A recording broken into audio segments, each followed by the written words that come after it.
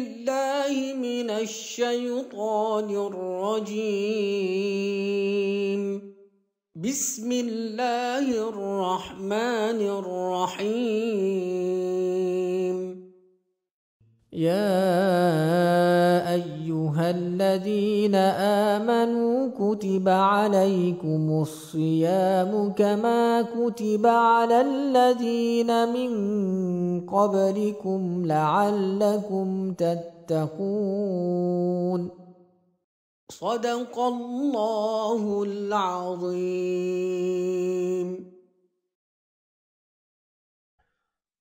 Assalamualaikum warahmatullahi wabarakatuh. Bismillahirrahmanirrahim. Alhamdulillahi rabbil alamin. Wassalatu wassalamu ala ashrafil anbiya'i wal mursalin. Sayyidina Muhammad wa ala alihi wa sahbihi ajma'in. Subhanaka la ilma lana illa ma 'allamtana innaka antal alimul hakim. Rabbi shrah li sadri wa yassir li amri wahlul 'uqdatam min lisani yafqahu qawli. Rabbi yassir wa la tu'assir Rabbi tammim bil khair wa la hawla wa la quwwata illa billahil aliyyil azim. Amma ba'. Para penonton yang dirahmati Allah sekalian, alhamdulillah, bersyukur kita ni ke hadrat Allah Subhanahu wa taala kerana kita ni dapat bertemu dalam rancangan tadabbur Ramadan, dan insya-Allah marilah sama-sama kita ni mentadabbur surah Al-Baqarah ayat 183. Allah Subhanahu wa taala berfirman, a'udzubillahi minasyaitonir rajim. Bismillahirrahmanirrahim. Ya ayyuhalladzina amanu kutiba alaikumus siyamu kama kutiba alal ladzina min qablikum la'allakum tattaqun. Shadaqallahul azim. Tafsirnya, wahai orang-orang yang beriman, diwajibkan ke atas kamu berpuasa sebagaimana diwajibkan ke atas orang-orang yang terdahulu sebelum kamu supaya kamu bertakwa. Jadi para penonton yang dirahmati Allah sekalian, ayat ini Allah Subhanahu wa taala menjelaskan kepada kita ni semua mengenai dengan pensyariatan puasa, iaitu untuk mendidik jiwa kita ni semua. Cuba kita ni bayangkan, kalau kita ni perhatikan, ayat tersebut dimulai dengan ayat seruan, iaitu ya ayyuhallazina amanu, wahai orang-orang yang beriman. Jadi seruan ini sebenarnya bertujuan untuk Allah Subhanahu wa taala mengurniakan hadiah kepada orang-orang yang beriman. Jadi tidakkah kita ni berasa gembira apabila Allah Subhanahu wa taala ingin mengurniakan sesuatu hadiah kepada kita ni semua? Jika sekiranya orang yang berpangkat ataupun orang yang berkedudukan ataupun mungkin orang yang kita ni sayang memanggil kita ni dengan sebab tujuan untuk memberikan kita ni sesuatu hadiah, pun sudah kita ni berasa gembira, apatah lagi kalau sekiranya Allah Subhanahu wa taala yang memanggil kita ni semua dengan tujuan untuk mengurniakan hadiah. Jadi apakah hadiah tersebut? Hadiah tersebut ialah as-siyam, iaitu berpuasa. Jadi Allah Subhanahu wa taala mewajibkan ke atas orang-orang yang beriman supaya melaksanakan ibadah puasa, iaitu kita ni menahan diri daripada makan, menahan diri daripada minum, dan menahan diri daripada melakukan segala perkara yang boleh membatalkan puasa kita ni, khususnya di bulan Ramadan di siang hari. Tujuannya adalah untuk mendidik jiwa kita ni semua.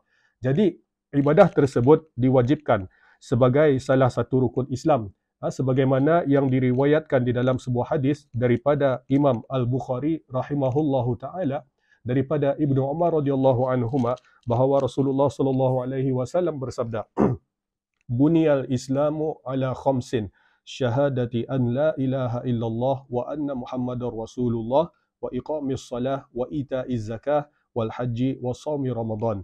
Maksudnya, Islam dibangun atas 5 perkara. Penyaksian sesungguhnya tiada Tuhan yang berhak disembah melainkan Allah, dan sesungguhnya Nabi Muhammad pesuruh Allah. Mendirikan sembahyang, membayar zakat, mengerjakan haji, dan menunaikan ibadah puasa di bulan Ramadan. Seterusnya, para penonton yang dirahmati Allah sekalian, Allah Subhanahu wa taala juga menjelaskan pada kama kutiba alal ladzina min qablikum, sebagaimana telah diwajibkan ke atas umat-umat yang terdahulu sebelum kamu, menunjukkan bahawa kewajipan ibadah puasa itu bukan sahaja disyariatkan ke atas umat Nabi Muhammad sallallahu alaihi wasallam, bahkan juga telah disyariatkan ke atas semua umat nabi-nabi yang terdahulu. Jadi penjelasan Allah Subhanahu wa taala ini adalah untuk menekankan keutamaan ibadah puasa dan supaya orang-orang yang beriman katanya ni berasa ringan untuk melaksanakannya kerana ia telah diwajibkan kepada semua umat yang terdahulu. Jadi seterusnya kemudian Allah Subhanahu wa taala menjelaskan pada la'allakum tattaqun, supaya kamu bertakwa, bahawa hikmah pensyariatan ibadah puasa ialah supaya orang yang melaksanakannya tu akan dapat mencapai darjat orang yang bertakwa. Jadi siapa orang yang bertakwa ni, iaitu orang yang menjauhi segala kemungkaran, sama ada dalam bentuk perbuatan maupun perkataan.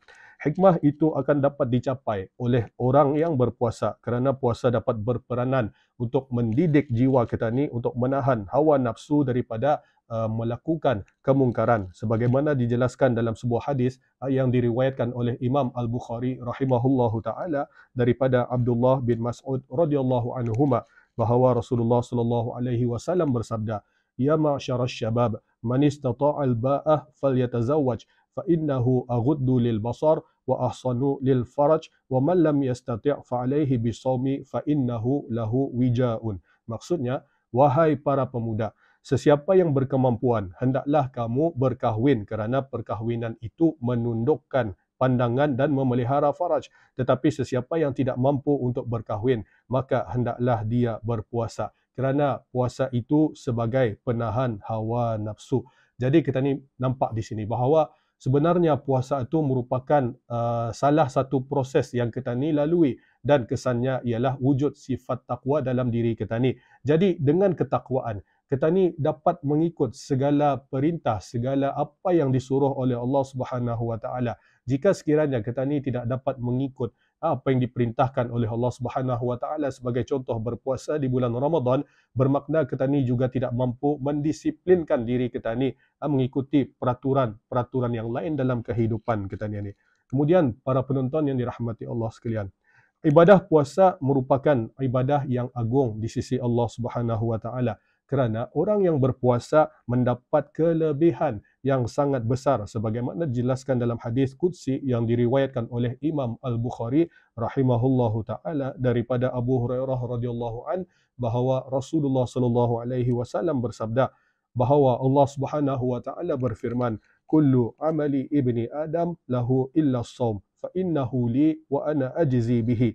Wala khalufu famis shaimi atyabu indallahi min rihil misk." Maksudnya, semua amalan anak Adam adalah untuknya kecuali puasa. Sesungguhnya ia adalah untukku dan akulah yang akan mengurniakan ganjaran pahala kepadanya secara langsung. Demi sesungguhnya bau mulut orang yang berpuasa itu lebih wangi di sisi Allah Subhanahu wa taala daripada harumnya kasturi. Kemudian para penonton yang dirahmati Allah sekalian, puasa yang mendapat kelebihan yang besar di sisi Allah Subhanahu wa taala itu ialah puasa seseorang yang dilaksanakan dengan sempurna. Apa maksud sempurna di sini? Ialah bersih daripada sebarang kemungkaran, sama ada dalam bentuk perbuatan maupun perkataan.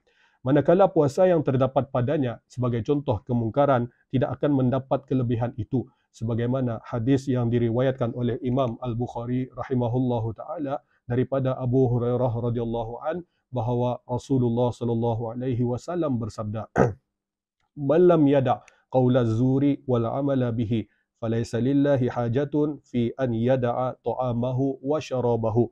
Maksudnya, sesiapa yang tidak meninggalkan perkataan yang batil seperti berdusta, mengumpat dan memaki, dan tidak meninggalkan perbuatan yang dilarang, maka Allah tidak memerlukan dia untuk meninggalkan makanan dan minumannya, yakni tidak menerima puasanya. Sebab itu para penonton yang dirahmati Allah sekalian, kita ni perlu menjaga beberapa adab ketika kita ni berpuasa di siang hari, supaya apa? Supaya pahala kita ni tu tidak berkurangan, seperti menjaga kita ni punya pendengaran, penglihatan dan lisan kita ni, supaya tidak mengeluarkan sesuatu yang tidak bermanfaat yang boleh mengurangkan pahala kita ni, dan menjaga seluruh anggota kita ni.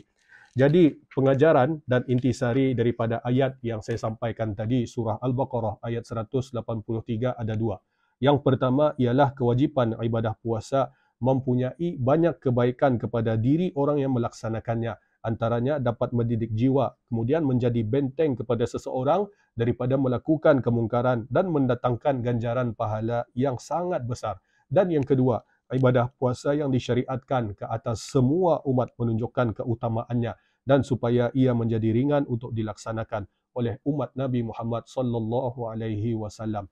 Akhir sekali, para penonton yang dirahmati Allah sekalian, marilah sama-sama kita ni manfaatkan hadiah yang dikurniakan oleh Allah Subhanahu wa taala ini supaya kita ni sama-sama menjadi seorang hamba Allah Subhanahu wa taala yang bertakwa kepadanya.